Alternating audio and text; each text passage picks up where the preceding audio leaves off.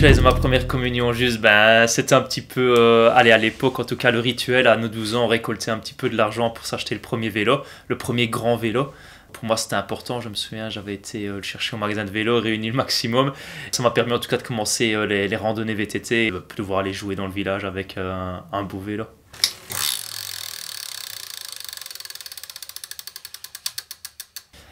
Cédric Moyen. Parce que je suis pas issu d'une famille de cyclistes, donc du coup c'était un petit peu ma personne référence, celui qui m'a appris à pédaler, j'ai envie de dire.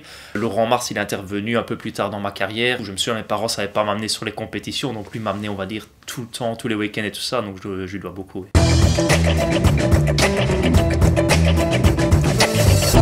Philippe Meurac, c'était en tant que Belge dans les années vers 2003-2004, il était champion du monde, je me souviens. On allait chaque année le voir à Haut-Falise, super sympathique et tout ça, très technique, donc en VTT c'était Philippe Meurac. Ouais.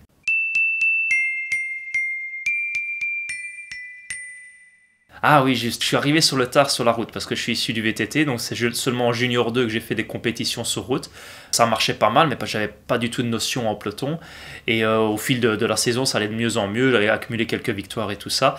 J'avais la chance de gagner en Italie une Coupe du Monde, c'était une 1.1 UCI. Laurent Mas, vous pouvez lui en demander, il parlait toujours du Grand Prix Paganesi où il y avait vraiment tous les meilleurs du monde et tout ça. Et j'avais gagné ça la première année que je faisais du vélo. Donc pour moi, ça a quand même été un déclic dans le sens où je me dis, ouais, il y a quand même quelque chose à creuser en tout cas.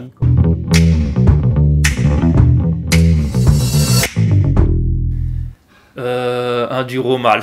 Dans la région, on n'était pas beaucoup à rouler, donc c'est principalement beaucoup d'entraînement seul. Conditions météo très mauvaises, mais enfin un petit peu comme partout en Ardennes ou en Gaume. Et alors le jusqu'au boutisme, dans le sens où quand on veut se déplacer sur une compétition, il y a 1h30, 2 heures de voiture. Quand on fait le déplacement, c'est pour essayer de faire vraiment le maximum. J'ai pas trop le droit à l'erreur parce qu'il y a des kilomètres, les parents ont bloqué la journée pour emmener au vélo, donc ça met une petite sorte de pression en plus. C'était me confronter aux meilleurs du monde parce que c'était déjà des John Degenkolb qui gagnaient des courses avec les pros et tout ça. Donc le meilleur souvenir, c'était l'infrastructure ASO. Ça, c'était la première fois que je découvrais ça. C'était impressionnant. C'est un petit tour de France. Porter les couleurs nationales. Yannick Hayson avait été maillot jaune, donc on l'avait défendu. Donc l'un dans l'autre, c'était une superbe semaine.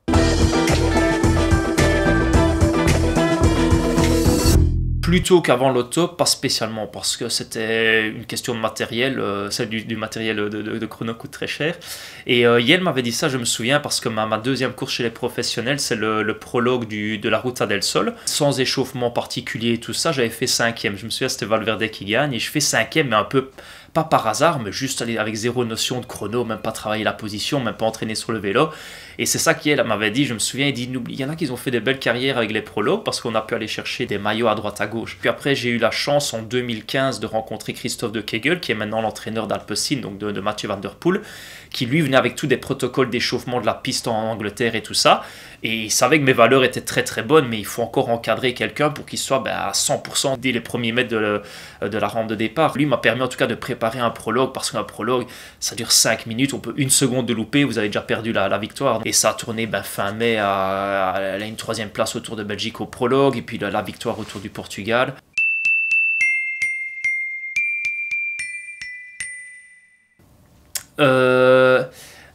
C'était donc de chez Anne Post, je pense, qui a fait carrière chez AG2R, c'est pas Bagdonas?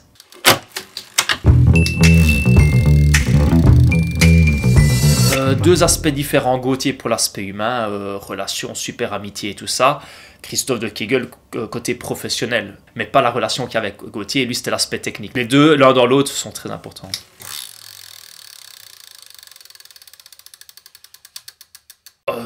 La victoire en elle-même, c'est marquant. Je revois vraiment la grande arrivée à Framery où il y a énormément de monde et tout ça.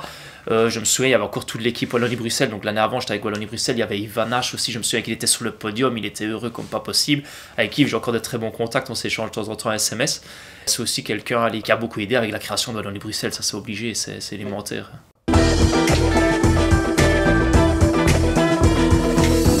Super professionnel, très intelligent en course, on sprint et tout, donc on s'entendait très bien en course. On était vraiment très professionnels tous les deux, très concentrés dans notre objectif parce que on était principalement les deux coureurs qui avons ramené beaucoup de points ici. Voilà, on se tirait vraiment vers le haut tous les deux.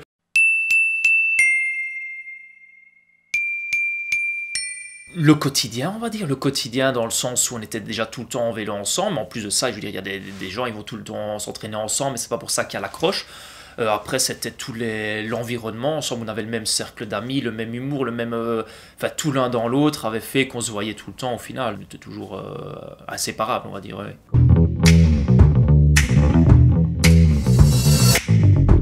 Dries de Bonne, enfin super gars. En fait, j'étais un peu plus réservé chez l'auto parce qu'il y avait des grands noms, des Greipel et tout ça, donc forcément c'était très dur en tant que néo-professionnel de s'exprimer. Pareil, la langue, j'étais pas à l'aise avec la langue et tout ça. Dries de Bonne, j'ai appris à le découvrir un peu plus tard. Je me souviens quand je l'ai découvert, il sortait du coma de sa chute, donc il avait encore un appareil et tout ça. Il n'avait pas fait le début de saison et une de ses premières courses, c'est le Tour de Belgique où ce gars-là que je connaissais pas à part avoir sympathisé en stage, s'était mis à plat ventre, avait fait un travail incroyable et c'était une de ses premières courses. Il sortait du coma. Il avait déjà ce niveau-là après une course, donc c'est devenu le Dries de Bonne de maintenant. Et beaucoup disent, oh, Dries de Bonne, c'est qui? Non, non, quelqu'un qui le connaît, il est très très fort, super sympathique, très intelligent et tout ça. Donc ça c'est vraiment une super rencontre aussi. J'étais super heureux qu'il soit champion de Belgique. C'est quelqu'un qui n'a pas encore la reconnaissance parce qu'il se retrouve un petit peu à éclore sur le tard, mais c'est quelqu'un qui a des qualités énormes.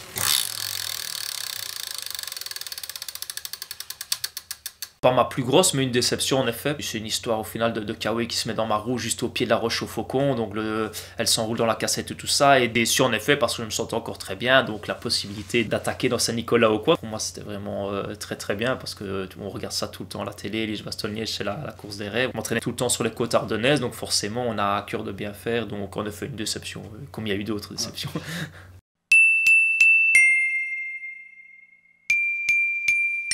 On l'a vécu de manière différente parce qu'il y en a qui étaient sur le terrain, d'autres à la maison, mais quand on voit la semaine qu'il y avait eu, donc c'était juste après, quand Antoine est décédé après le Tour de Catalogne, c'était, enfin 15 jours même, des bas, des très bas, enfin c'était un truc de fou. Je me souviens qu'Enrico il devait aller en stage d'altitude pour se préparer pour l'Amstel, il voulait rentrer pour l'enterrement et on avait discuté beaucoup et la famille du côté d'Astrid je crois avait dit la plus belle chose qu'il pourrait faire c'était de te préparer, de faire ça. Comme c'était écrit, il gagne le jour là, donc c'était incroyable, franchement, je revois encore, moi je regardais à la télévision du coup, et je revois encore la victoire, même lui je pense que c'est, d'ailleurs il a eu sa fin de carrière, je crois il mettait que c'est ses plus grands moments, hein. L'émotion et tout ça, je pense que c'était à l'intérieur dans l'équipe Wanty qu'on savait vraiment ce que se représentait une victoire, les autres ok ils savent qu'il y a eu un décès, mais qu'on n'est pas à l'intérieur de la famille, c'est dur de le dire. J'aime pas dire du mal des gens, mais quand Nick Nguyen s'est arrivé dans le vélo, on a tous été vraiment pénalisés avec beaucoup de choses. D'ailleurs, c'est ça qu'il a pas fait en tant que manager. Il a fait peut-être 2 années, et puis à part des procès sur le dos, c'est tout ce qu'il avait. Donc forcément, Wood, je me souviens, était très très très professionnel. Il essayait de faire abstraction de tout ça, mais quand les personnes connaissent vraiment comment diriger Nick Nguyen les choses, il faisait tout pour anéantir tous les coureurs au final, parce qu'au début, il anéantissait tous les coureurs sauf Wood, et à un moment donné, Wood a été pris aussi dans le même wagon. Là, super gentleman dans le sens où il a quand même presté. Ça a été plus loin, je me souviens qu'on avait échangé après la chute au Tour de France, on avait échangé des messages avec Wout parce qu'il me demandait encore des choses avec Nuyens parce qu'il était en procès avec, c'était beaucoup dans la presse flamande et tout ça. Avoir un procès sur le dos, c'est pas du cyclisme, donc c'est certain que c'est un impact très néfaste et je suis super heureux qu'il a pu sortir de ça et exploser complètement comme il est en train de le faire.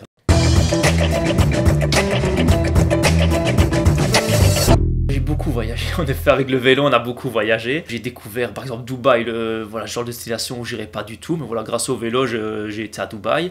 Pour moi la Guadeloupe c'est aussi une belle destination, magnifique, c'est vraiment paradisiaque et tout ça, et maintenant j'ai énormément de contacts là-bas. J'ai fait un petit peu le Maghreb, c'est impressionnant, c'est un autre monde, on voit, et d'être sur place on se rend compte dans quel monde on vit au final. J'ai fait le Gabon, l'Afrique, voilà, c'est aussi l'Afrique, c'était 2013 avec l'auto. Ça a des conséquences, il y a des bactéries, c'est pas super bon pour un sportif, bref. En attendant, sur le moment même, c'est impressionnant de découvrir le Gabon.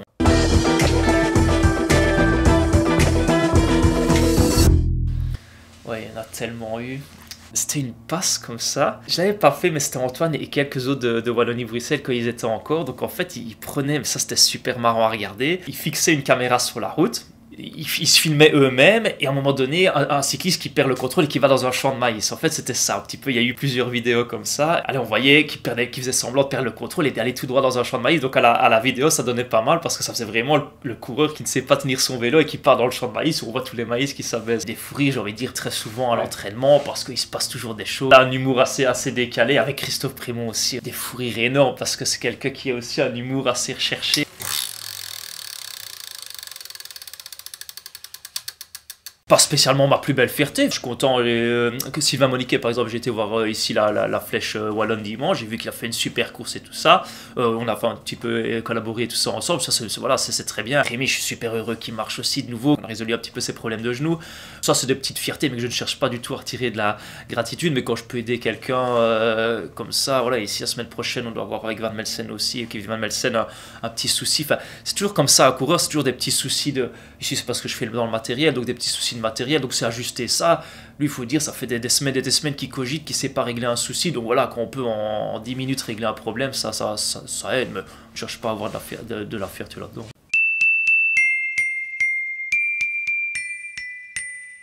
Pas encore maintenant, parce que c'est un peu trop tôt, ça que je cherche même pas à être dans une équipe professionnelle ou quoi, parce que je sais que j'ai encore des formations que j'aimerais bien faire et tout ça. Donc pour l'instant, c'est plus les jeunes, développer les jeunes d'office, parce que c'est l'avenir, j'ai envie de dire. En effet, après, on veut toujours être de plus en plus pointueux, avoir travaillé avec, je sais pas moi, des coureurs wallons qui ont chez Lotto ou quoi que ce soit. Peut-être dans 5, 6, 7 ans, pourquoi pas. Imaginez l'entraîneur d'un Wout van Aert, par exemple, je crois que c'est son temps plein consacré à Wout van Aert. C'est le temps demandé, en fait, c'est juste ça, hein. Quelqu'un de très haut niveau demande énormément de temps. Dans les équipes retour, un entraîneur a 5 coureurs sous la main maximum. Chargé 2 heures, je sais bien que c'est comme ça en tout cas.